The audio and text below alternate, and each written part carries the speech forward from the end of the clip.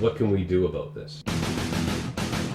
So it's to say monetary reform, which is obviously something that we need, but how does the average guy take a step in that direction? What can we do collectively to help make that happen?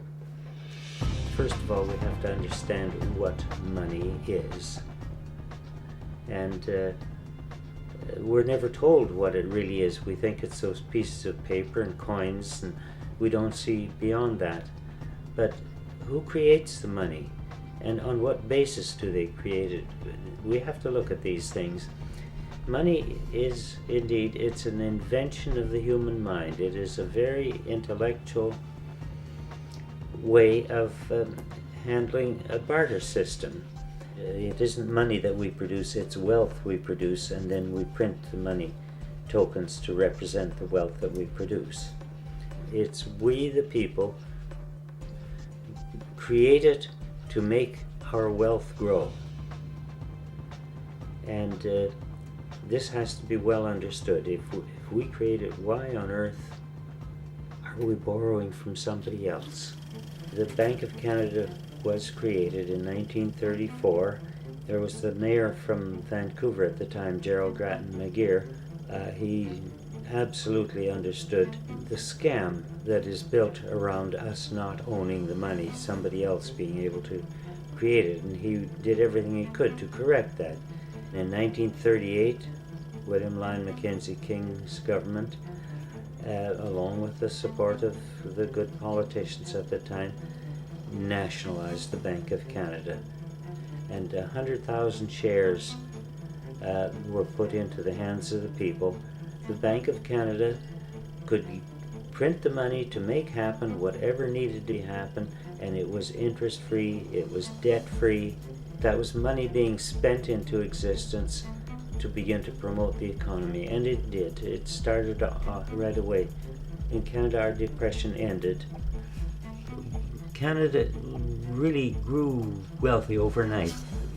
We brought in family allowances, old age pensions, universal Medicare, Trans-Canada Highway Act, St. Lawrence Seaway Project. Veterans Land Act helped veterans buy land. It was just an absolute grant from the people of Canada. This is the wealth that we were able to create because we were not borrowing the money to make these things happen, to pay the workers.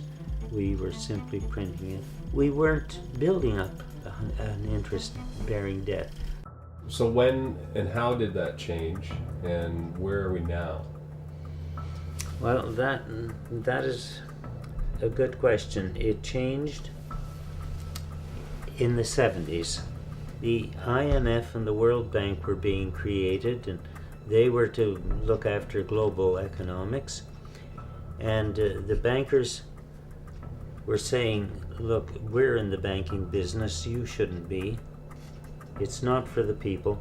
So we started borrowing from the banks. Immediately, our debt shot up. It was $523.3 billion, March 31st, 2005. November 14th, 2006, $798 billion. This is the Fraser Institute report. It's $170 million every day to pay the interest on a debt like this. Even here, the debt stood at a mere $18 billion to $798 billion now. That's an incredible difference. And how could we keep it low here and still produce so much? And that's the question we have to look at. How am I paying for that? How is the average person paying for that? Well, we're being taxed to pay for the money that we shouldn't have had to borrow in the first place.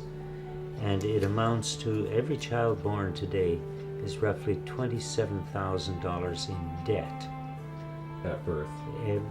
At birth, yes. And if we owned our resources, if we didn't use debt money, every child born today would be a millionaire in Canada. Wow. And that's the difference.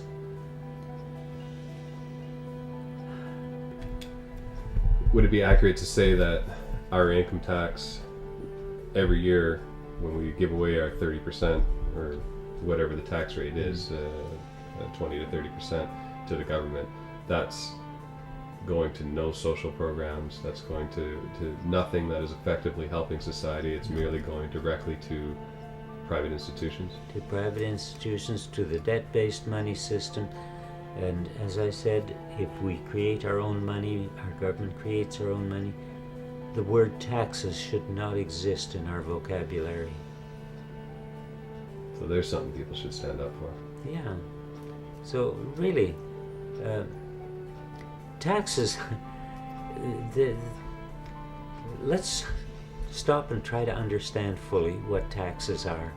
Taxes are us, the people, taking some of our wealth that we in the first place have created and giving it away to somebody who has created nothing in terms of goods or services, in terms of real measurable wealth.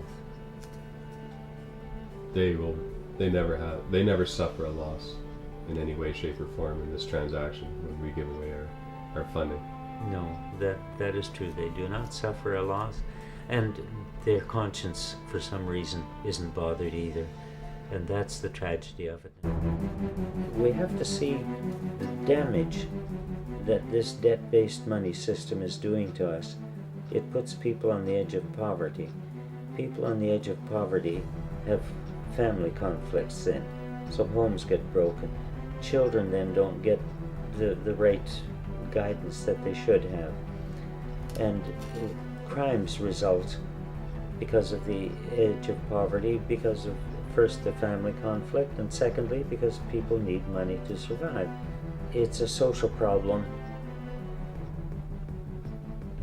that we could remedy if we could just have more schools and better kind of thinking collectively, away from war and nasty things, to how to build up a quality society, a quality community. If a country is forced into war and building war machines, they will borrow and borrow to fight that war and end up deeply in debt. Only the bankers make money. For us, the people, war does not make money.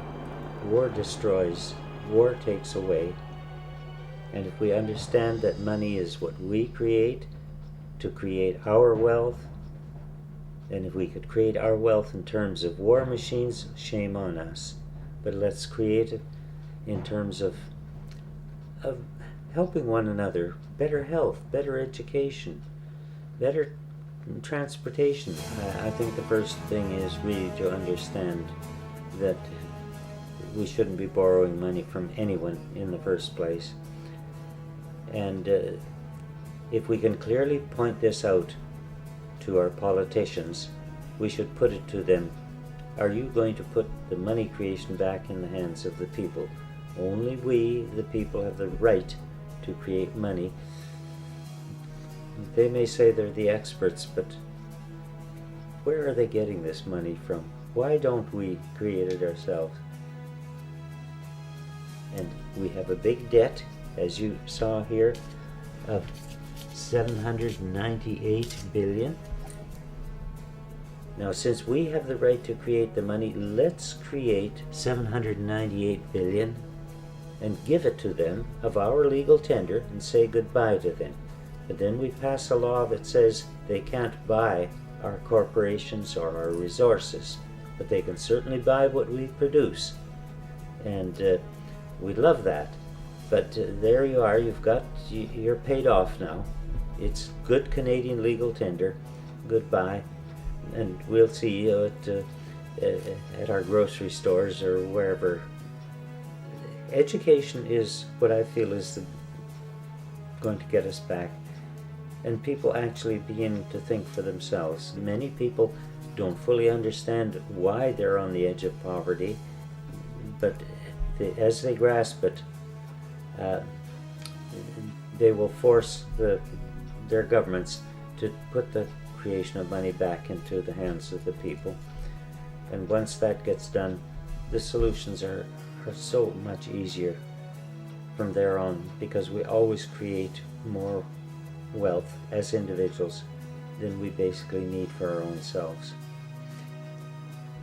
And in my research, I've come to the conclusion that really the love of money is the root of all evil, and we have to get beyond that. We are intelligent, creative beings. We know that we can make choice, and we experience our minds here. We know what they do. Let's put them in the direction of just making life the best possible while we are here. Thank you. Thank you.